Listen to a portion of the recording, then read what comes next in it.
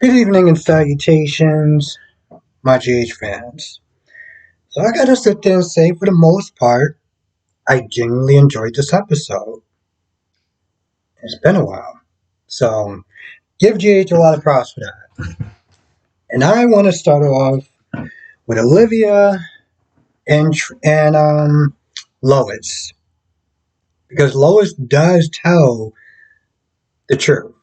She doesn't sit there and say Nina, but she's like, hey, listen, your family knows who turned into SEC and everything like that.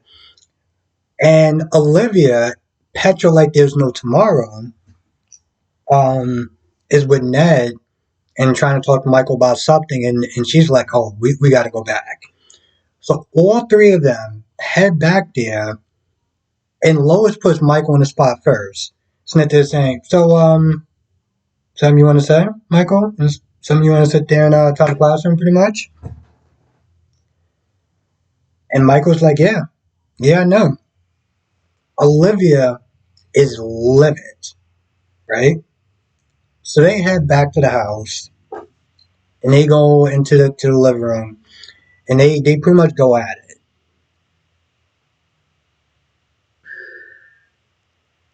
I like this that they're talking about how it ruined everyone's life. It ruined Sonny's life. How did it ruin Sonny's life? By Lois and that they're telling the truth that he's married to a lying, deceitful woman. This is my whole thing.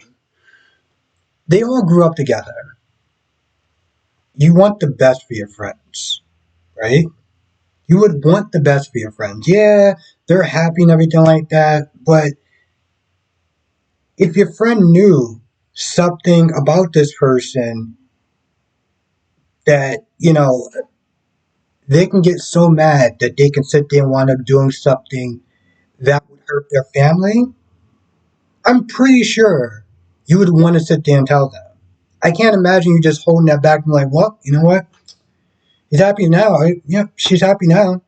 So, he makes, he makes her happy. So, I don't see a problem with it. I can't imagine that. I can't imagine being in a world like that where you don't want the best for your friend.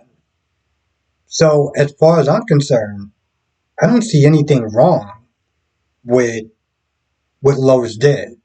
And ruin his life? Oh, it affects so many lives. Are you kidding me? I'm sorry, but that's BS.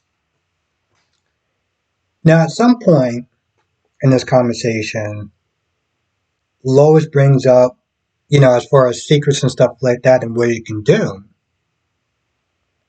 And, she pretty much hints at the fact that Olivia lied about Dante being Sonny's son.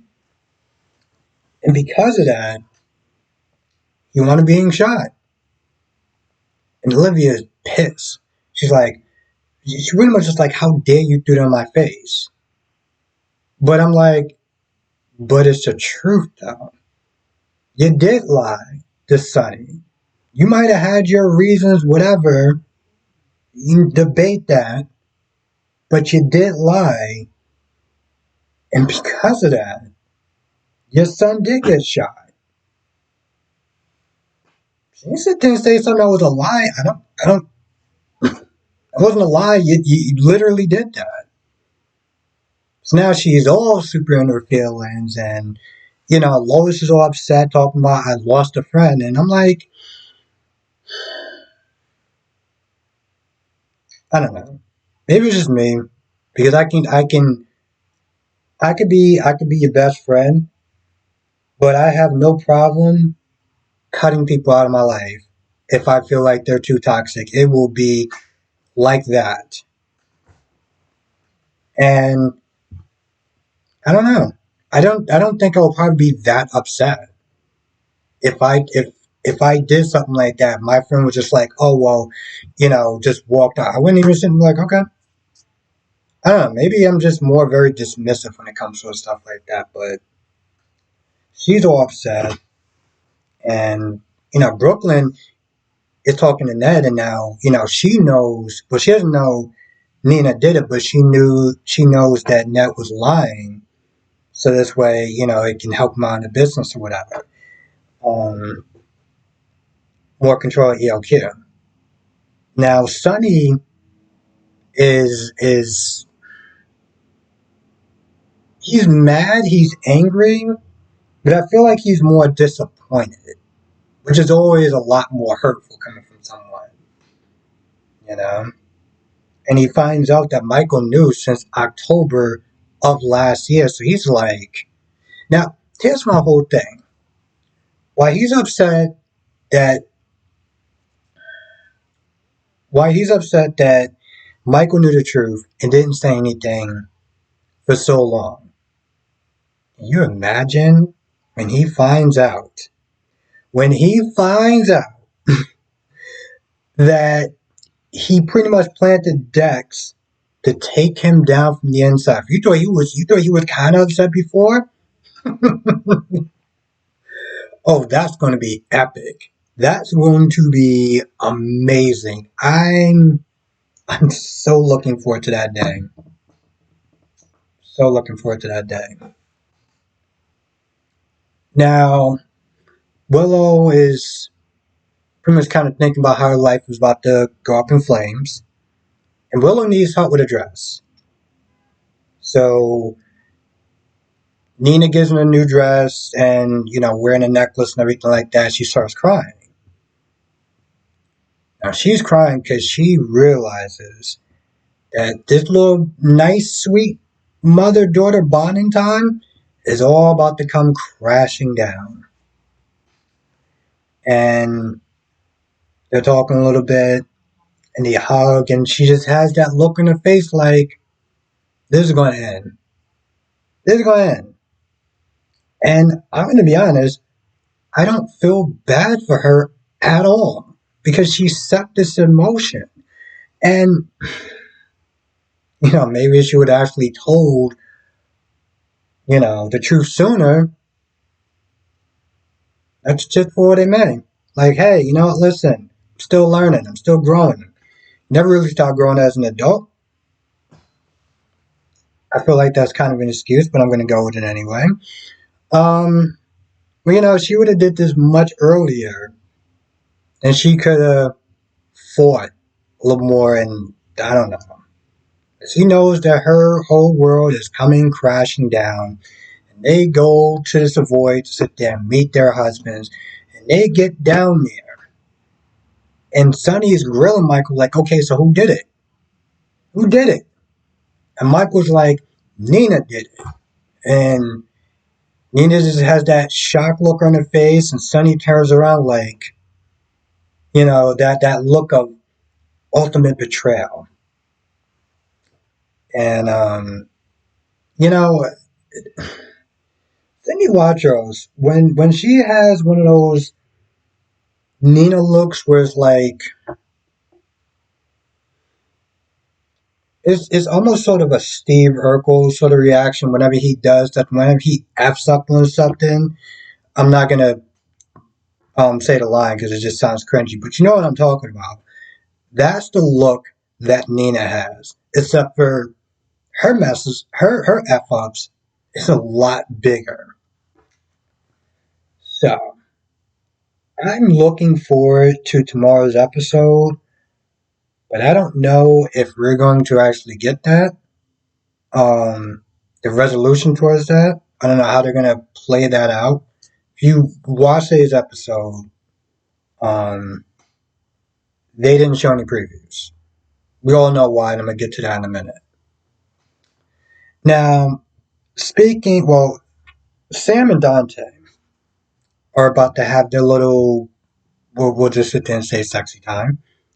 Scout has a bad dream about going to the new school. So Sam is like, yeah, you don't have to go.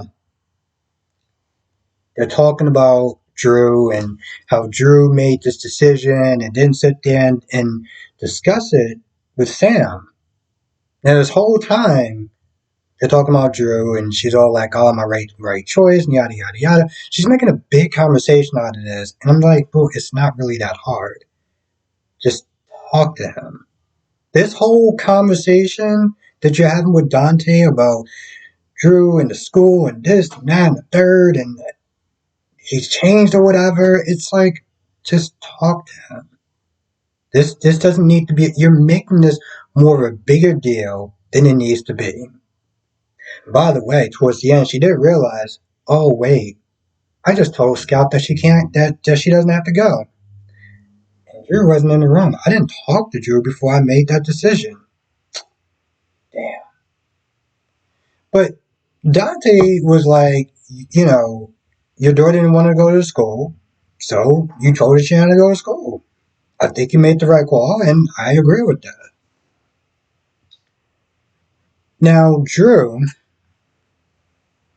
with Carly, and after they get downstairs, because Drew's like, yo, I'm not letting you cook me anything.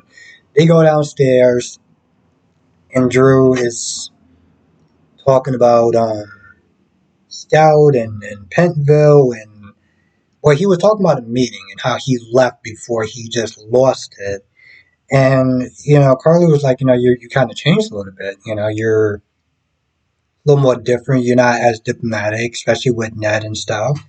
I'm like, I don't know if that's changing or is that just developing a backbone. You know, he feels like his family's screwing him over. He's tired of that. That's not changing. That's coming to your damn senses at this point. I don't really see it as a bad thing. Um, yeah, he may have some anxiety of from being in Pentonville, but other than that, I think he's just developing a backbone and being like, no, you're not going to sit there and step over me. You're not going to sit there and step on me anymore. Especially with the when Carly brought up Scout and her going to school without even sitting there talking to Sam about it.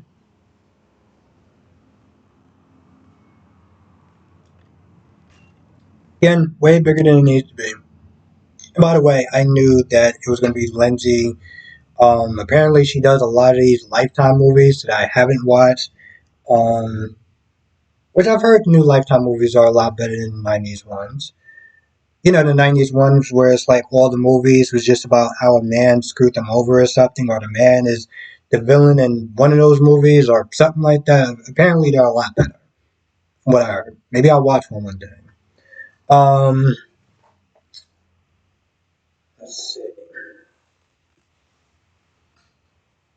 Chase and Brooklyn were there. They didn't really do too much of anything. Chase kind of left. It was almost like Chase and Brooklyn was just nothing more than padding in the beginning, talking about Gregory and the skydiving that we never got to see. Um, there's a lot of padding. What else? And of course, towards the end, which if we had the internet, you already know that they're going to sit there and do a special on Bobby. When you saw Carly, that just she froze. Very you know. They pretty much told her that she got off the phone and told Drew that Bobby passed away. And then it just ends like that. And I'm sitting there waiting. I was like, okay, they're going to sit there and say next on General Hospital. And it was just nothing. So I know what they're going to be doing is going to be involved um,